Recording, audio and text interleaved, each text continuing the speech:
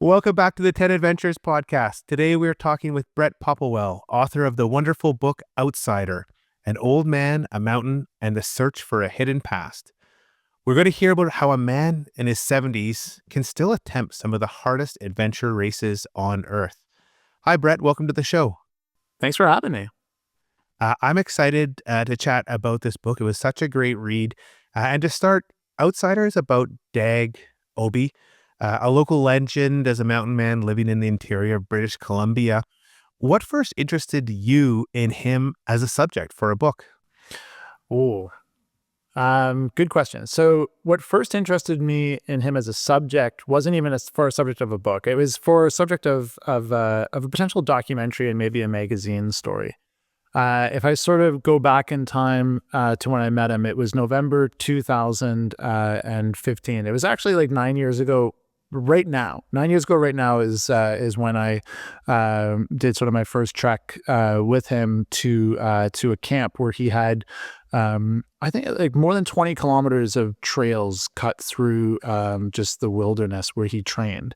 And so the initial attraction of like the initial thing that lured me out there was this mythology of this legend of this mountain man who lived in the forest in an abandoned school bus, and seemed to train night and day through blizzards and heat waves for these 125 kilometer death races that he would compete in.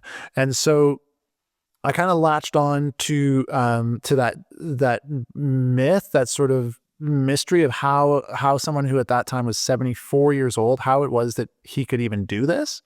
At the time, I had been a sports writer with a magazine that no longer exists called Sportsnet Magazine, and I had been attracted to extreme athletes. I found them extremely interesting, and I also was attracted to older athletes, athletes who were sort of pushing the boundaries of what could be done with the human body, or athletes who had sort of broken down and could look back at the experience of having been gifted and being no longer gifted, and kind of had this interesting view on life in general, because they could sort of they had experienced the decline. They sort of knew where all of this was going. So there were sort of some characteristics that were within Dag that I wanted to explore as like a storyteller. But really, it was just the enigma that attracted me. This man who lived this unique existence and was pushing his body beyond what really should be humanly possible. He was able to run at that time in his life for 24 hours straight. And I just thought that was really, really outrageous and worthy of my time to try and chronicle it. And it's interesting. It's when I first started this, I thought it was going to be about how to kind of fight aging. But there's so much more. And there was one review of your book, and it says, it's a history lesson and a mystery. It's heartbreaking and it's uplifting. It'll make you laugh. It'll make you cry. And so what sounds like, just a story about how to, fight against aging, there's a lot more to that. I'm excited to chat a bit more about that during this talk. But let's talk just a little bit more about this main premise. Here's this man in his 70s running the Canadian death race, fighting against aging, and pushing the boundaries of his mind and his body. How does he do this? For people who are aging and feeling the creaks, what does he do in that we can look at, maybe consider, can we do something similar? That's a great question. I mean, I think what he's doing is, he's purposely setting his life up so that it is physically difficult, so that he's forcing himself into a training schedule that keeps him basically always active. He's not allowing himself to sort of sit down and grow old, or let sort of, let the quote unquote, like let the old man in. He's just keeping that sort of concept that we are all, I guess, conditioned to sort of accept that there comes a point where you're supposed to stop doing these things. You're supposed to just kind of age out and accept that you're growing old. He's just unwilling, at basic level, he's just unwilling to accept that. And by saying that he's just not accepting age as a limitation, he is out there running all the time. He's training, he's keeping logs of his training. He knows that he runs sort of between 2 and 3 hours on average a day, if not more. He's doing what sort of an athlete like would do if he were still an active athlete. Like, boxers, when they're training for a fight, they get up early in the morning and they run because they know if they don't, they're going to fall behind the opponent. And he's sort of taking those concepts, but using them kind of, not against himself, but he's measuring himself against sort of what he did the previous day or the previous year. So he keeps these journals of what he does physically and what basically what happens to him in any single day. And within these journals, he records the times that he spends running. And by doing that, he's kind of always able to look back on the previous day's sort of successes or failures and measure what he's doing today vis-a-vis what he did yesterday or a year earlier. And by doing that, he's keeping himself active by remaining sort of this check and balance on himself. So all this to say, like, he's got, like, a lot of this is philosophical for him, how he does this. The bigger question that I had was really sort of why do you do this? And so initially, I was not the first journalist to seek him out or to go and write his story. And others had sort of written pieces about how he manages to live this way. I though obviously was pursuing a deeper question of why. And why do you think he does, this, it's a difficult lifestyle he has. Like, it's interesting, but it's not the easiest way to live one's life.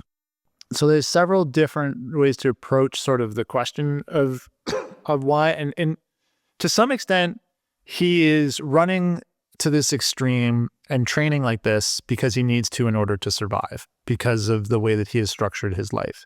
He lives in a bus on the side of a mountain that, it is difficult to get in and out of. It's uphill. It'd be difficult for people with sort of health issues to get in and out of, because you'd have to navigate a trail, often in the snow or in the ice, to get in and out of a lodging, a dwelling that has no running water, no electricity. There's a stove in there that he needs to, keep stoked with the firewood that he cuts. So all of this, like, you could answer this question of why does he stay this active, as being like, well, he needs to in order to live there and live in this way.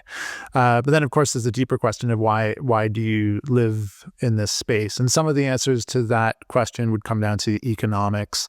Some of it comes down to previous life decisions that have sort of steered his life towards being this guy who lives alone in a school bus, who previously lived with a family in a household. So a lot of my work was to try and unpack these different answers of why this existence. There's a quote from Dags, and it's time matters most when time is running out. What does that mean to him in the context of his lifestyle?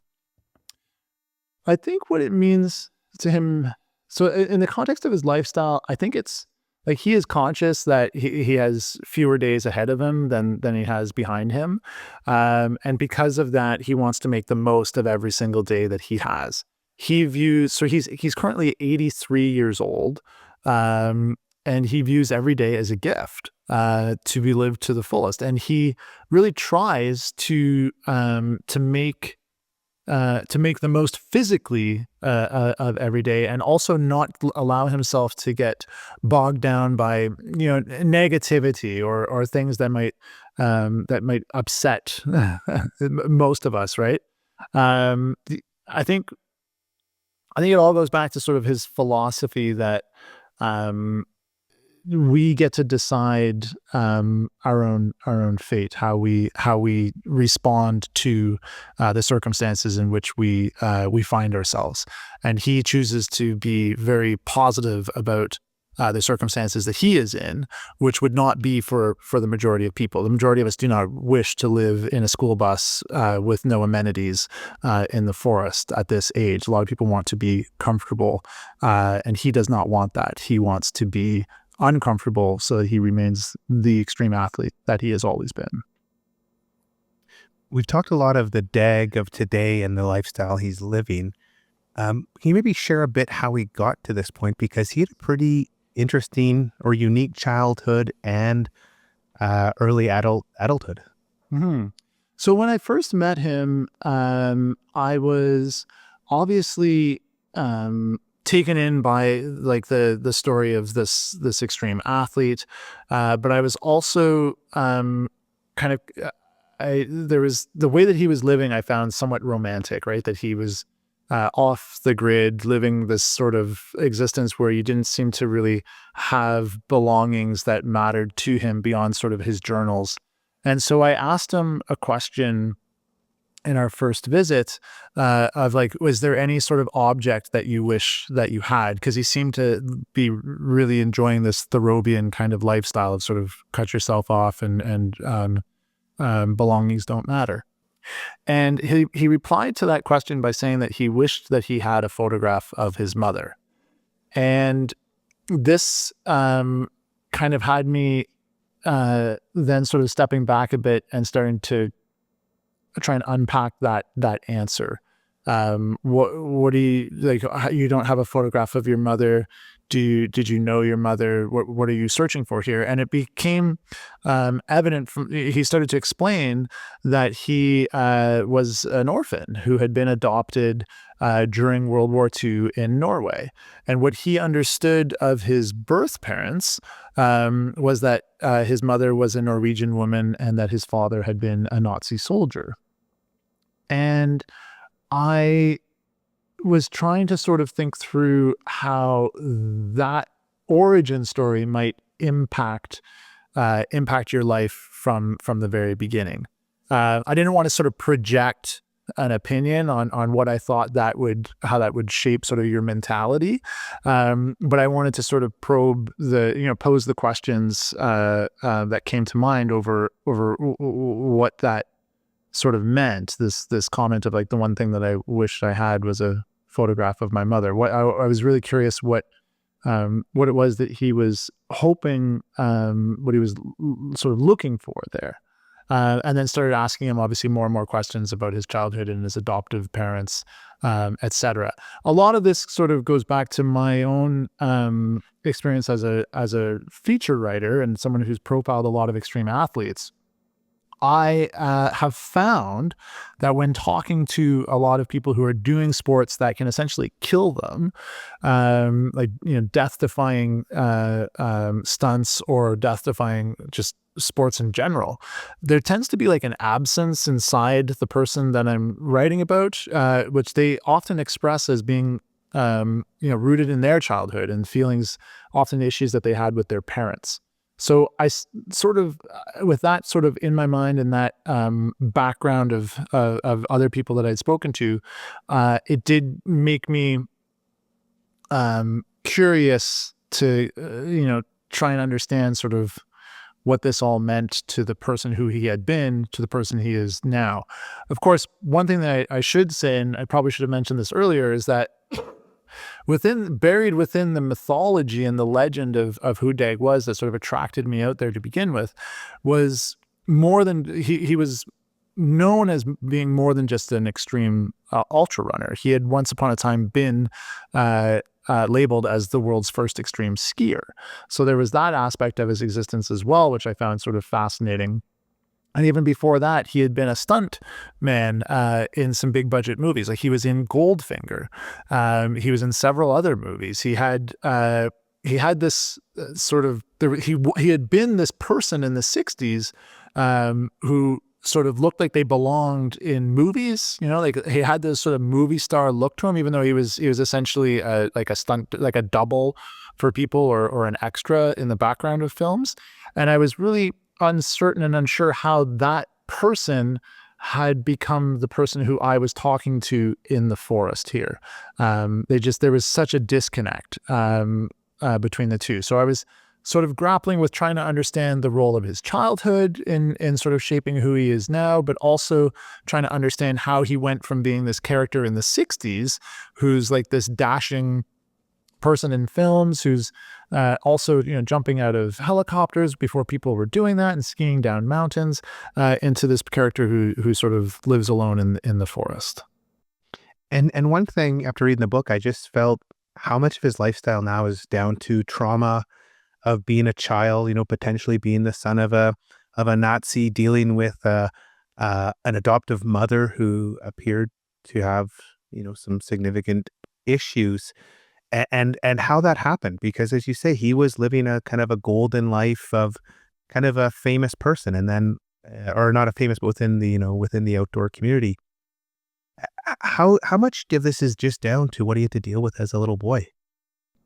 I think that is the most difficult question to answer, and the toughest part of the story for me to talk about, because I view it, and the research that I did and the interviews that I did with other people who knew him as a child and knew him as an adult and know him now, the people's perspectives and their views on this is different than his. So I don't ultimately know, and I think it's impossible for anybody to know how much the childhood experience really shapes, influences or impacts the life that you're living when you're 83. But certainly the through line of having been orphaned as a child during the war, having been adopted into a family where there was not the easiest relationship with his adoptive mother in particular, did result in him making decisions that ultimately had him kind of run away from home. One of the difficulties that I had in reporting this book and the reporting, going out and asking questions and trying to figure out the facts of the story, is that others would tell me about this complicated and kind of broken relationship between Dag and his adoptive mother, but Dag would never talk to me along those lines. He would always say very positive things about his adoptive parents. And I wanted to make sure that ultimately what I wrote captured sort of both sides of this. There's this sort of Dag's version of his story, his own story, which is true to Dag. And then there's the version of the story that's kind of checks out factually among the people who were also there and sort of speak of, they are the ones who speak of a traumatic childhood in a way that Dag doesn't speak of it. It makes it a tough question to answer because, it all makes it just difficult to really pin down how much of the man that I know today is sort of shaped by that past. You write about Dag's unique neuroplasticity, which is a term I've never heard of before. Can you talk a little bit about what neuroplasticity is and how it manifests itself in his life? It's been a while since I wrote about the neuroplasticity, or the concept of it. So I don't know that I can define it in a way that would really be would go through a fact check here. But what I would say is that one aspect of Dag that I found absolutely fascinating was the sort of blanket positivity that he had, that he still has about kind of in all aspects of his life. I found myself trying to understand how he could take something that I saw as a negative, or others would see as a negative, like, a traumatic event or a broken relationship, and how he would sort of take these things that would seem like negatives and speak of them only in like sort of positive terms, like the breakdown of a marriage. There are a lot of people who would struggle to say anything kind about their former partner, but Dag has nothing but kind things to say about sort of everybody. I started to view this as really part of his philosophy and the way that he was able to kind of get through perhaps some of the more difficult parts of his life, which was to just always find this sort of hidden beauty, or this like the positive to kind of fixate on, as opposed to being overwhelmed by the negative aspects. So that's where I found myself sort of talking to people about his mentality, I suppose, and started to interview people who knew him, who were trying to reflect on their views of what it was that allowed him to do this. And that's where the concept of neuroplasticity and this ability to take sort of bend negatives into positives so that you can just kind of survive them, just seemed like something that was present within him. It's kind of interesting because people who are usually really positive, they have lots of friends and great relationships. But in Dag's case, he doesn't have lots of friends. He has fractured relationships with his children. How do you think he balances that, not having that connection with the people, arguably closest to him, considering he's so positive? Like it just seems like there's some sort of disconnect there. So I would say that Dag does have friends, and there are people in his life who have a lot of meaning to him, including people who maybe don't communicate with him anymore. He, just because he's out of touch with someone or hasn't spoken to them in decades doesn't mean that he doesn't sort of still speak well of them and consider them a part of his life. I think that the difficulty part of, and there were many things that were that were difficult for me to kind of try and understand in the process of writing this story. At one point I thought I was simply writing a story about someone who could be defined as a hermit, and I realized or concluded actually pretty early on that he's not really a hermit. He's someone who cuts himself off from society and lives purposely detached from the rest of us. And will spend weeks on end alone in the forest, running, listening to CBC radio, but not communicating with anybody. But he would ultimately come back down into society and sit down and talk to people at like a sports bar, where he is essentially popular, and where people sort of love hearing his stories about his past, and also kind of check in on him, or he will talk with them and sort of carry on a conversation like anyone else sort of would. So it's kind of I'm not trying to sort of dodge the question, but just to say that there's definitely broken relationships within his life. He's a very complex and unique person, who is challenging, I think, for people. It's very easy for people to love the guy, but it's a challenge for people to kind of live with him, or to be sort of in his environment for too long, because he's not sort of living life the same way that the rest of us are living our lives. So he ends up sort of cutting himself off from people, but it doesn't mean that they don't matter to him. In fact, he would say that, and he did say to me at one point, I think I quote him in the book as saying, like, people matter, like it's the most important thing. And it's a very interesting comment to be made by someone who's kind of living a secluded existence and hasn't communicated with like their children in potentially years, right?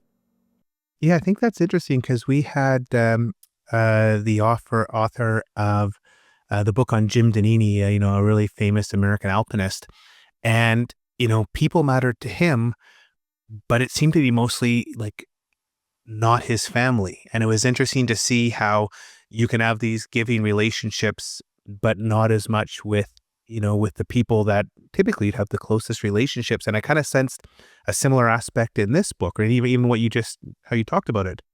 It seems kind of unique that he can be a local legend at the sports bar, but not be on speaking terms with some of his children.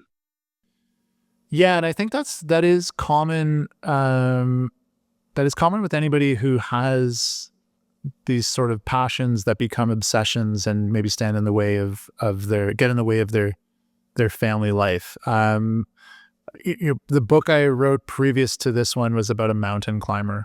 And one of the most difficult questions that I would pose to him was sort of we're along the lines of like, how could you continue to bring yourself into the death zone, like places where you are actively dying as you are in there, right? Like, it's like the clock is ticking, and if you stay there too long or if something goes wrong, you are dead.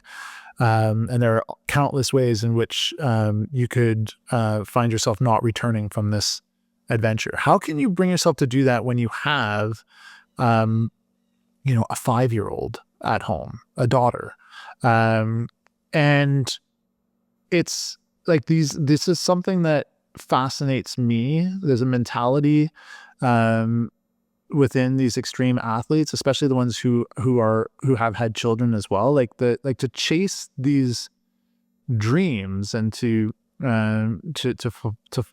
fulfill yourself with like these extreme feats does come at the expense of the people who are around, who surround you. There's been books and books written about this as well. I remember one that I read years ago. It was I can't remember the title of it. It's something along the lines like The Dark Side of the Mountain, and it's really a widow's. It's through the eyes of a widow of a mountain climber, explaining what's sort of the climbers don't, what they leave behind when they die.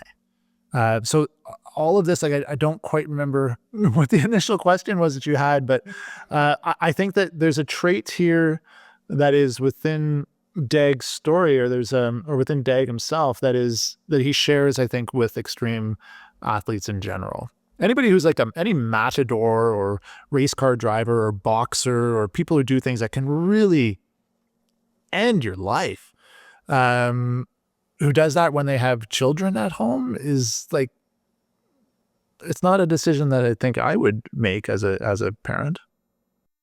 It's funny you mentioned that because I used to do a ton of backcountry skiing, and as I started to have children, I just found I hated everything about backcountry skiing because I was just so stressed. And I remember talking to one of the old time guides who was in his late 60s, and I said, I don't like doing this anymore. And I explained to him, he said, that's like the most natural reaction.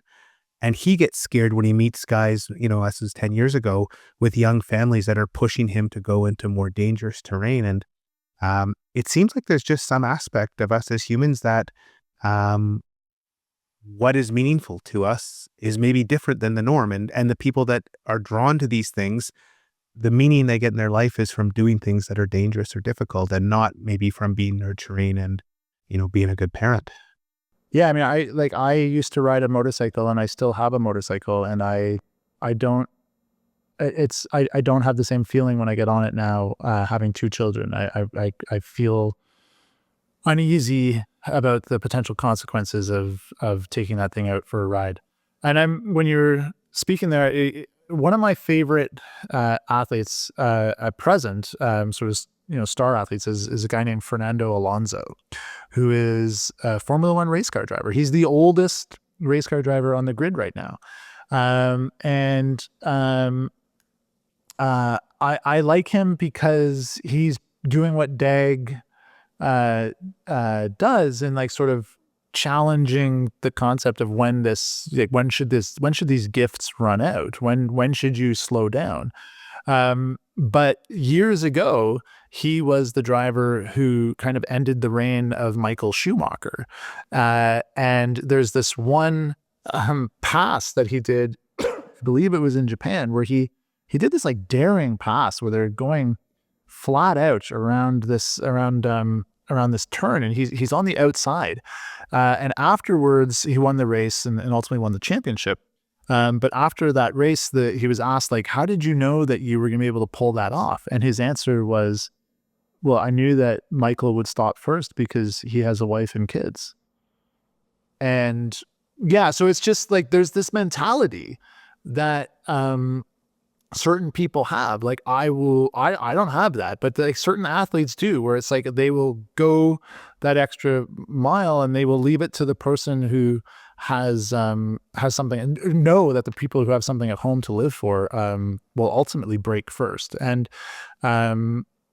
all this to say, like, there's I think the elements of Dag's story were some readers read the book and really struggle with the decisions that he makes with regards to his family.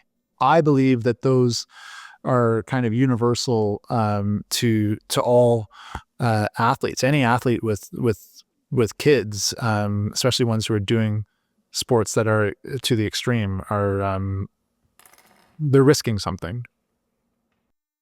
Yeah, this, the book isn't a hero worship of, we should all live our life like that. It was presenting, a human like all of us are, with strengths and weaknesses and flaws and rough sides all around. The one thing I took out of the book and, kind of an impact on me was, there's a quote there. He says, every day we get to make a choice between trying to do something for what might be the last time or not trying at all. That's what it is to age. I might never be able to do again what I did yesterday, but I'm going to keep trying. And I'm at the point where every summer it's harder and harder to get my body into backpacking. And, I'm in my late 40s, but I'm starting to feel like, oh yeah, it's getting harder. And I'm starting to think, oh, in my late 50s, in my late 60s, what will I be able to do? From all the time you spent with him, what's kind of the one positive message that you think is really powerful about how he lives his life? I think years from now, like when I'm older, if I am privileged enough to live to be 75, 80 years old, 83 years old, I hope that I'm able to hold on to this part of Dag's philosophy that, like, aging is you could do it in a lot of different ways, but one way to do it is to try and treat it like a series of plateaus that are coming down, and it's up to you to basically explore the how far your range within every single plateau. If you just concede that you have grown old and you're not going to challenge yourself anymore, you might kind of grow old faster. I do believe that he's onto something there. that if uh like ultimately there's some things that we can control. There's things about our aging that we cannot control, but we can control how far we are willing to push ourselves to try and see what we can actually do and what we can achieve.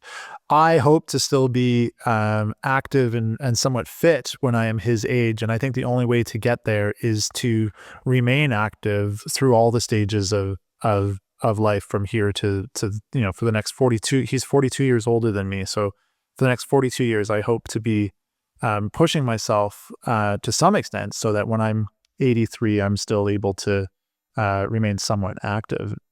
Hey, I was going to ask a question about Gabriel Philippi, but I read that book like 5 years ago. My memory is that in the end, he decided to stop doing like this crazy stuff because he wanted to be around his family, and he actually like kind of changed. But is my memory No, wrong, or is that kind yeah, of?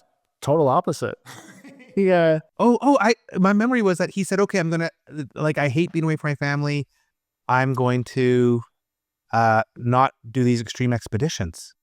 In the end, that book ends with him setting out to do one more well, not one last climb, but that book ends with him setting out to try and become the first to lead the first expedition to the peak of an unnamed mountain.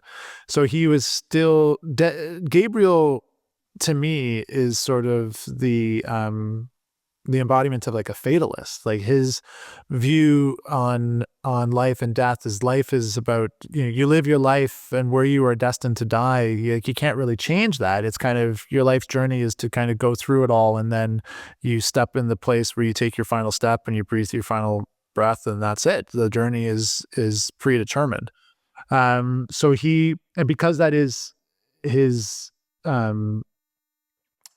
belief in the way that this works, he continues to push himself forward through to these places where he could die, because he sees it as his journey to take till he ends up in the place where it's meant to end anyway, because It's that's wild. fate. Yeah, it's wild that I'm like, oh yeah, no, he decided, because I remember him battling of like, I've got a family back home, and why am I here? Why am I doing this? And in my Yeah. mind, I was like, oh yeah, he figured it out. Like, to me, as like a rational person, he figured it out. You've got young Mm. kids, but yeah, Well, the these memory he plays tricks. you know, big differences between Gabriel and Dag, and I have the utmost respect for both of them. Gabriel, has that sort of fatalist approach to life. What he's doing, this sport that he's engaging in is the stakes are life and death. There are some things that he doesn't do now that he would have done when he was younger. But the difference between the two of them is, I would say that Gabriel was a very spiritual person to write about. He's influenced by the culture in Nepal, the Buddhist approach to paying respect to the mountain and karma, in a way that Dag is more. It strikes me more as like sort of a naturalist, like that. This is the nature is out here, and it's here for someone to explore. Dag's primary sort of nightmare, I guess, scenario for how his life would come to an end is his nightmare would be that he ends up in a retirement facility with a remote control in his hand. He would prefer that his life, that he be able to do what he is doing, running through these trails on a mountainside to the very end.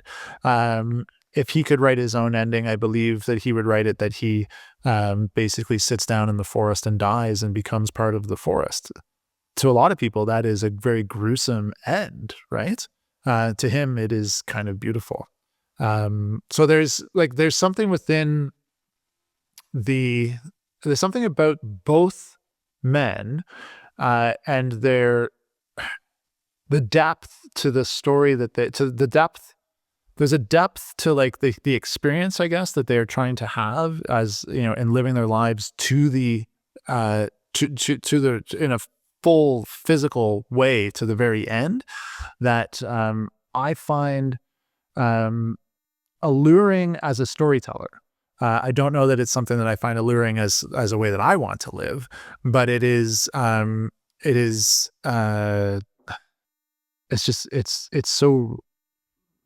so filled with like emotion. It's life and death, and I mean, there's nothing more sort of higher stakes to write about than life and death. Brett, it's been great talking about your books and diving a bit deeper into them. Thanks for coming on the show and talking about them. Thanks so much for having me. I appreciate it.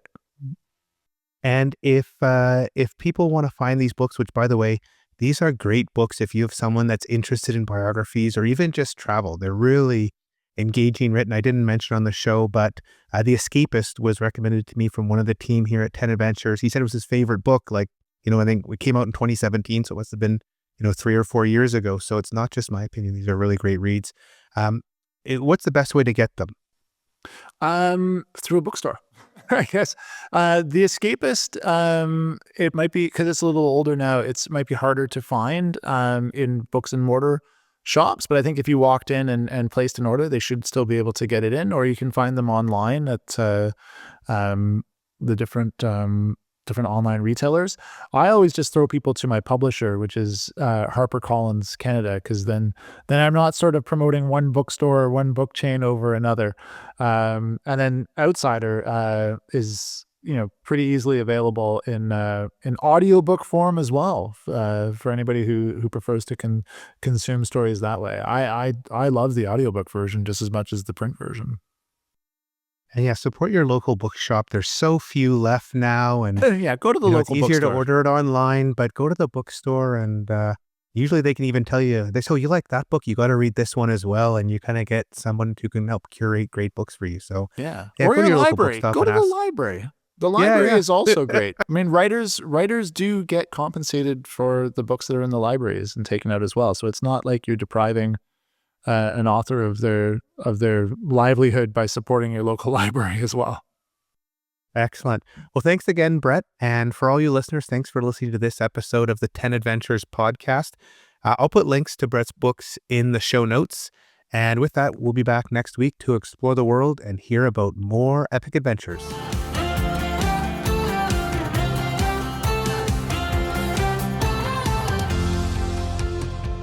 Start planning your own adventure by visiting us at 10adventures.com and listen to other episodes of the 10 Adventures podcast on Amazon Music, Apple Podcasts, Spotify, or anywhere else you find your podcasts.